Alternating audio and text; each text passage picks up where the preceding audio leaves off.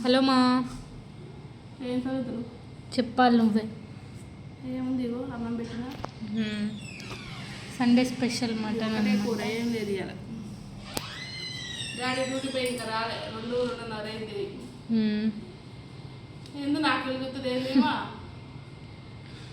నేనేమన్నా ఏమో అన్నం కూడా తెలుపు కానీ ఇవాళ ఏందో బాగా. సరే అండి, ఇవాళ మాది ఇదే కూర, ఒకటే కూర, ఒక పెరుగు పెద్ద గడ్డ పెరుగు, ఈ పెరుగు కూర, పులుసు, మటన్ పులుసు.